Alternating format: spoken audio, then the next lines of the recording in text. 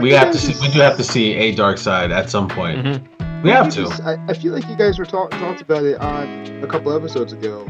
I think because I commented on it on your live stream. Okay, what are the? I think you guys said maybe we'll get an animation version. So there are 3 ways that this can happen. Number 1 is as a graphic novel, which I'll take, or something like that. That's all I could get. Which I'm like, okay, I collect comics, so there you go. I'll put it on the shelf. Yep. But animation, which that's also pretty easy to do because they do animation. Then hey, because you can get all the actors back because all they gotta do is like record in a booth for like a day and they're good to go. Yep. Or now this is the least likely, but it could still happen. We get a live action thing as an Elseworld story. Mm-hmm. Mm-hmm.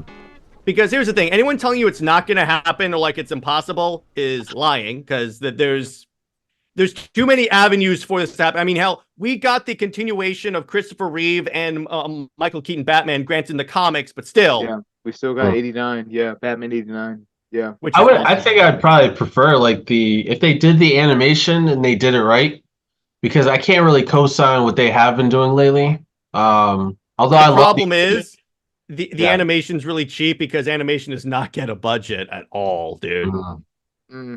That's the problem, and that's why I'm like animation could work. What they could do is do both. If they do let's say it happens the way I kind of saw it happening is that because this is actually a very likely scenario where Netflix buys the rights to Zack's version of the characters. In other words, they'll license them, puts them on Netflix as like a 2-season show. Let's say that season 1 is Justice League 2, season 2 is Justice League 3, and in between they could do graphic novels to like do Henry Cavill's Superman 2, Ben Affleck's Batman to like fill in the gaps we didn't get. Yeah, it's. I wonder if they could finagle. I mean, it's not a matter. It's like you said. It's like it's not a matter of if they will or if they could, but it's like when. When, yeah, and like because here's the thing. Netflix has ruled on this because the granted former head of movies at Netflix said, yeah, we'd love to license Zack stuff, and Zack has said, yeah, if Netflix got it, I'd do it. And you can't tell me with the financial state WB is in that if you went to David Zaslav and says, hey, I'd love to buy the rights to do these movies, we'll take the cost and everything like that, and you can say you completed it. There's no way Zaslav is not going to take that easy money. Yeah, because I know WB is getting a beat down, like financially. That's the other reason why I don't trust a lot of like what Gunn has announced, because I don't think they have the money for all this stuff. Yeah. Because I mean, what are we getting out of Gunn? So we're getting Superman.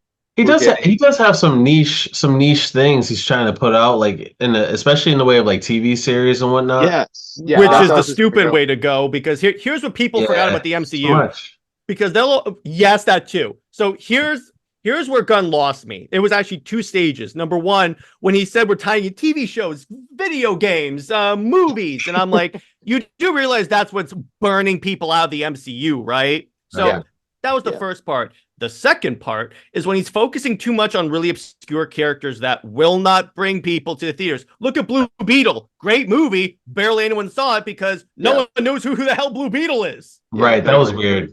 Yeah, that was random. We always kind of agreed that one was weird. Yeah, I wanted it to be good. And it probably was. I wanted it to be successful. That's what I'm trying to say. Yeah. It wasn't gonna.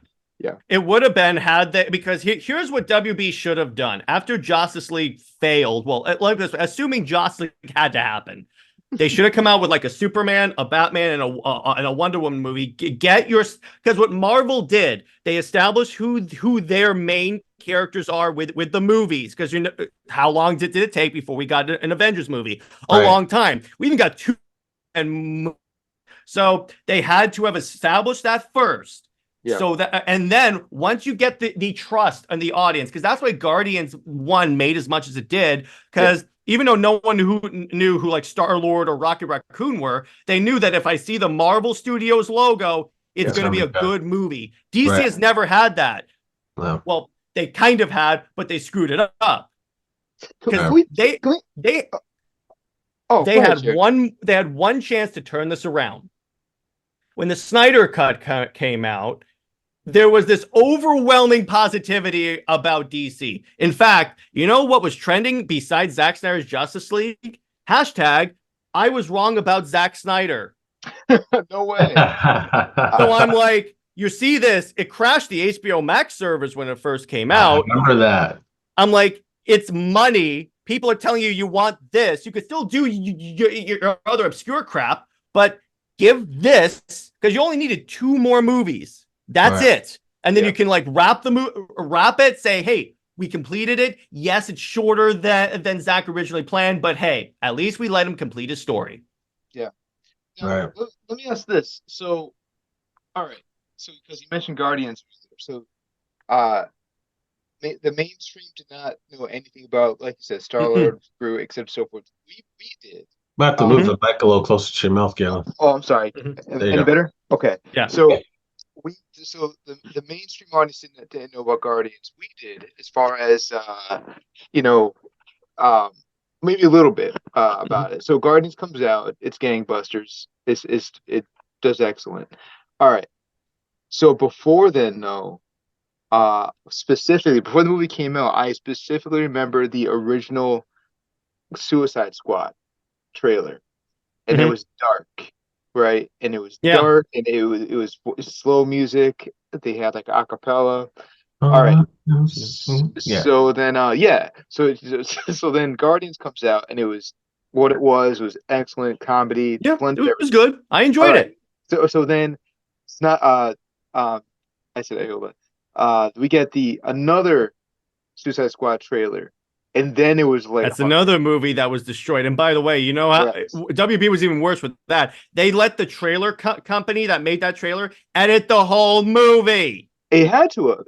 That's the only thing that makes sense, because like, why did they pivot from what it was? Now, great, I didn't want Joker in the movie, and it's like, oh, great, another Joker, but. You know, that we get according to Ayer, his cut has a way better version of Joker, and that's what he says. Here's the thing. I know that like any director will try and defend their director's cut, but when I see what WB has done to the Snyder cut is reason alone to say that the director's cut is probably better. Right. Absolutely. Because like, so then I remember seeing David Ayer on John Berthold has a podcast. And he said, yeah, they took what I had, they cut it up. And he basically said, I hope the fans get me on so I can do what Snyder did, but I'm not holding my breath.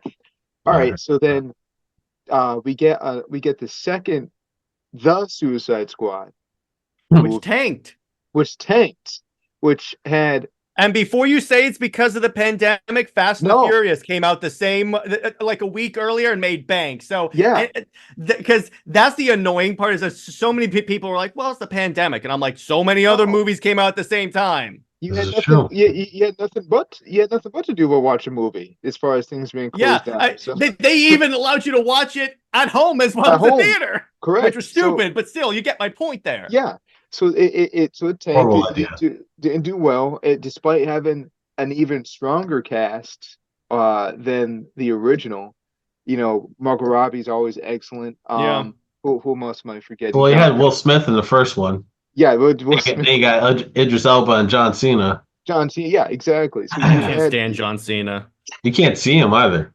Yeah, because it's gotten to the point. It's gotten to the point where I get pissed off whenever Peacemaker shows up in anything. Because I'm I want you to get thrown in a wood chipper, sir. You don't want to play as him in Mortal Kombat? Or No. I'm going to play as Homelander and beat his ass. Yeah, I was going to say.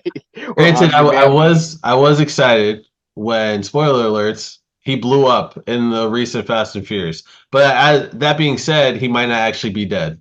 Oh, God. They brought back Gal Gadot, who fell off a car going 70 miles an hour. That's what I'm saying. No one dies in these movies. Airstrip, they had a dude that had superpowers in one of the movies. Especially if it's the last one, part 1 or 2, whatever. Oh, yeah, part 2. Fast X. Of course, it's part 1 and part 2. Yeah, I always joke and say they're going to be in outer space. They did go in outer space. They did. Two movies ago. They rammed a car into a satellite. Yeah, that was 2 movies. Yeah, 2 movies ago. Yeah, and I gotta say, man, out of all the Fast and Furious ones, that number 9 that's the first one that we saw John Cena. That one hurts to watch. Really? It's. Well, I mean, you take Fast and Furious with a grain of salt because we know the franchise, but then it's just like that. Well, here's the other thing. So they Oh. get in the most recent one, John Cena takes Dom's kid and gets on a commercial plane that happens to have a hatch that can deploy an escape vehicle. I'm like, no. Yeah. My dad turns to me. He goes, "There's no way that would happen." I remember seeing that part and like, wait, what just happened? You know, They drove down the Hoover Dam. Like, what is that? Yeah. So my mom watched that movie with me. As soon as it's over, she turns to me. She goes, "That was the worst movie I've ever seen in my entire life." She didn't see number 9. Fun fact: she was the one who first exposed me to Snyder's movie. She showed me 300. No way. Oh, and I was like, wow. "This is awesome." That was a great movie. That was yeah. Actually, let's talk about that for a second. Because I made a note to bring this up. So Snyder's amazing at visuals. Like, he literally recreated the entire comic book. Yeah. He of like 300. Watchmen. Watchmen. Oh, Watchmen was a fine film. Yes. I can't co-sign his recent projects. Rebel Moon. I enjoyed them. Oh. Well, again, waiting for the director's cuts, but for the most part, but for the most part, I'm like, you know what? I see what he's going for, and I dig it. I'm fine with it. Now are we getting a we got cleared for a second one, or the second one come out? The second one already came out, didn't it? Yeah, it came out, and then it's and then in August we're getting the director's cuts of 1 and 2 at the same time, each 3 hours. Okay. And then we're getting part 3 was already part 3 is happening. Okay, so part three is happening. Okay, yeah, he's amazing at visuals. I also noticed he's really, really good at one-on-one confrontations, like verbal. Mm-hmm. So one scene that stands out to me, circling back to BVS, was when Superman finally talked to Lex at the top of the building. That's a good interaction. He's like, he's like, I'll take you in without breaking you, which is more than you deserve. And then, and prior to that, he's just like, it's you above all, and now God bends to my will. Yeah. That joke was crazy. I'll give him man. He said, Apollo, Horus, Jehovah, he's Kal-El. Martha. And people were hating, of course, the internet was hating on Jesse Eisenberg casting. Comic accurate, by the way. He was crazy. He was supposed to be a little unhinged. Read Superman Birthright and tell me that wasn't comic accurate. Yeah. Because this is the problem with a lot of people. They claim to be. Here's what chapter stand about Twitter.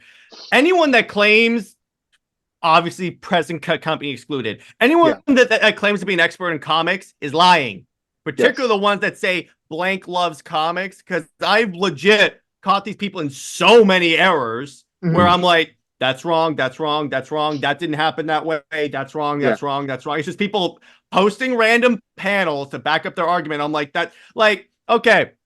I was in an argument with someone because occasionally I'll get into this stuff because I feel pretty confident. And it was about Superman and Wonder Woman versus Wonder Woman and Batman. So this guy sends me this panel. And it's about Wonder Woman and Batman almost kissing. It's from the Tom King Batman run. And I'm like, if you turn the page, Batman says this isn't going to happen ever. I do remember that. Yeah. Like they were fighting forever. Like, here's the problem with that. Tom King literally plagiarized the Superman and Wonder Woman story. Okay.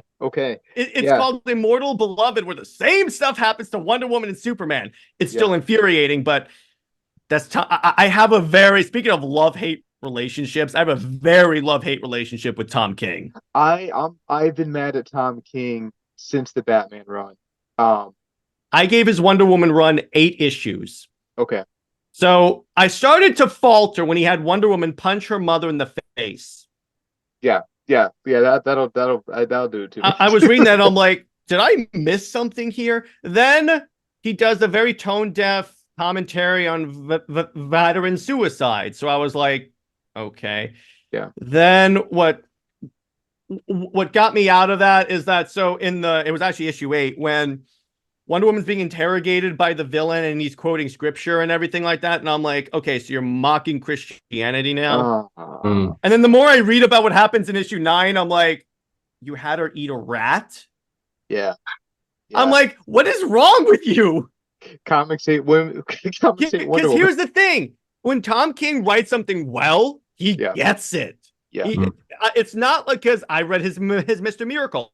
A lot of his Batman run is actually, I'm like, okay, I see what you're going for here. Just when he gets to Wonder Woman, which actually I've heard statements from him saying it wasn't even a character he wanted to write for. And that's the thing, because Tom King has said, I wish DC would let me write characters that I want to write for. He writes well with the obscure characters like Gunn does, or like when he's doing out of continuity stories, because he doesn't have to worry about all this stuff. He's like Tom Taylor in that way, because look at Tom Taylor. He wrote Injustice, DC's Dark Knights of Steel / DC Game of Thrones, all fantastic. Then you get to his more, then you get to his in continuity stuff.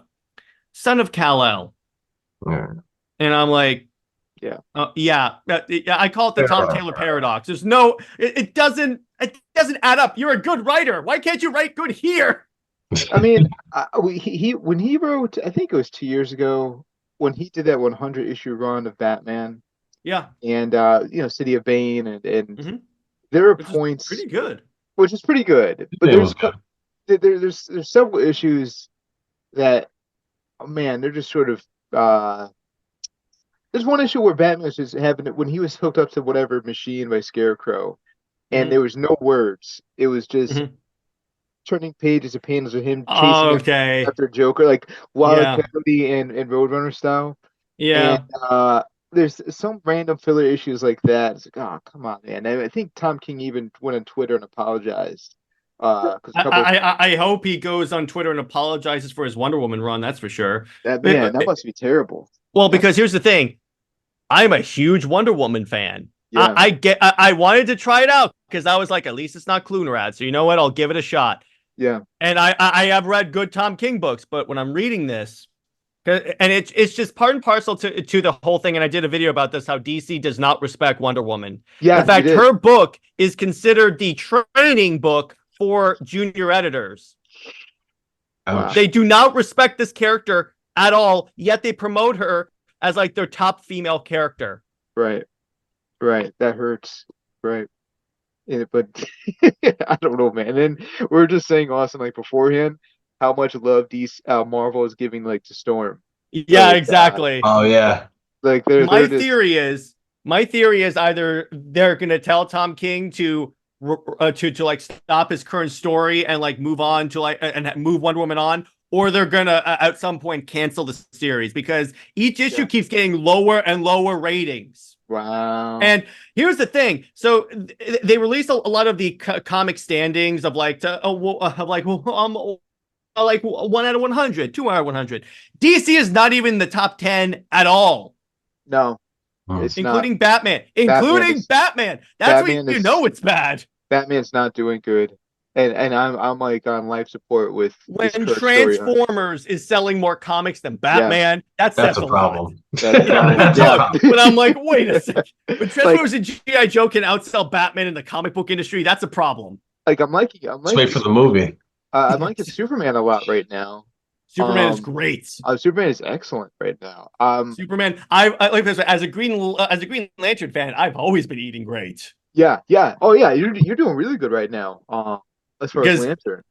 Because I went from Jeff Johns to the current run. I skipped Grant Morrison because I wasn't interested. Plus, Grant Morrison is pretty weird at times, but it's like a natural continuation. And same thing with War Journal. About time Jon Stewart got his own series because he's awesome. Yeah. No, people get to put, as you say, also put respect on the man's name. So, you know what? Let's wrap it up. One thing I forgot to tell you, Jared, that it's kind of our tradition for our show is Death Battle. So what we do for the last few minutes is we take two characters, pardon me, pit them on against each other. Who comes out with the victory? All right. And Also, I forgot to text you and Sean on this, but Who I we have. got? All right, so here's my idea, and Oh I boy, have Katniss, Hunger Games, Katniss Everdeen. Oh Katniss, boy. Miss boy. Everdeen versus Hawkeye. What? Oh, oh, that's an interesting pairing. Oh God, I would have to What? go with. I got to go with Hawkeye.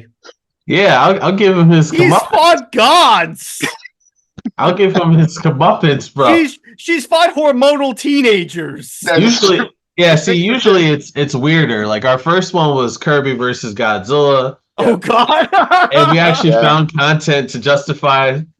I mean, Godzilla would still win, but you know, yeah, exactly. Okay. Kirby's still consuming. Remember, we saw that cursed image of Kirby like consuming all of Godzilla. Yeah. Oh God. It was just cursed. Because he had like an entire universe in him or something. He right? was like wearing Kirby like a hoodie, and like Kirby was really trying to eat him, and it's like It's like a snake trying to eat a rat. But yeah, I mean, Katniss versus Hawkeye. I'll actually give Hawkeye that for once. That's that's a. I mean, you got a point that she does take on hormonal teenagers with her yeah, kind of she's done in. Compared to gods and robots, it's like I'm like what? The one time we actually did this on my show and we got like an agreement was when I said Kratos versus Wonder Woman, and I said as much as I love Wonder Woman, Kratos' whole thing is he slays gods. It's gonna be a fight, but Kratos is gonna win. You know what? I got one. Okay. All right. In honor of Green Lantern. Yes. Do Green Lantern versus Rudy Tabooty from Chalk Zone. He's got his magical chalk, and he can draw anything he wants, and it comes to life. Oh. Versus the willpower and creative imagination of Green Lantern. Green Lantern, because here's the thing: Green Lantern's powers exponentially increase depending on how strong his willpower is. Like when a Green Lantern's willpower spikes, they become gods. Yeah. But can he beat chalk? Yes, he can. Magic chalk. Well, here's what you do. He forms a construct of a magic eraser and just erases the chalk. Oh, dang. There you go. Dang. That's a good point. So it goes. Looks like I don't have an arm. What the heck? Kid, This background thing is Speaking of a magic eraser. I was gonna yeah, say, right? And then my arm disappears. Jared, what are you doing? So will your arm back in there? Use your imagination. Yeah. If it takes. There you go. Well, no, listen. All right, so at the end of the So day, weird. Hawkeye bodies Katniss and I'm sorry. Did we say Green Lantern loses? He said Rudy wins. No, I said Green Lantern wins. I said Green Lantern wins. Don't lie. Don't lie. I thought it was the Zoom connection. The Zoom connection sounded like the chalk. I don't know. Don't lie. No, the power, the power. I have 3 omnibus on my shelf. Who do you think I'm gonna pick? Yeah, that's true. I do see that on the second show. I have the statue up there. Who do you think I'm gonna pick? I've been looking at the statue the whole entire time. Actually, that thing is sick, bro. I've been looking at the trident and also the You got the hot toys. There you go. He's got the whole league. And I've also been looking at the plasma sword Halo sound. Signed by the Master Chief and Cortana.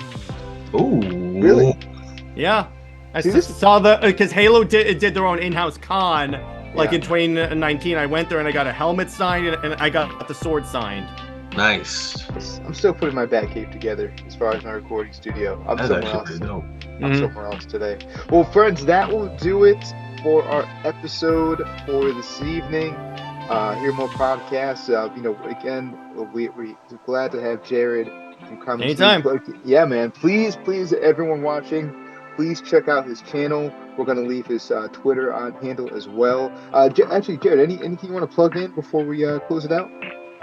Well, this Saturday we are covering Halo 400 Dawn on movie night, so that's going to be a fun time. And I put out a video actually today about the problems with DC's treatment on Wonder Woman. So there you go. Please check that out. Very timely. Yeah. Please check that out.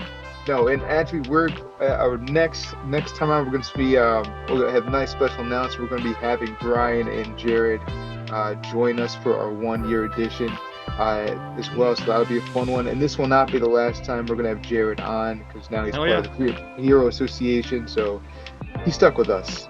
Heck yeah, let's do it. Anyway, anyway, we will catch you guys down the road. Enjoy the evening. Talk to you guys later. Peace. Yep. Peace.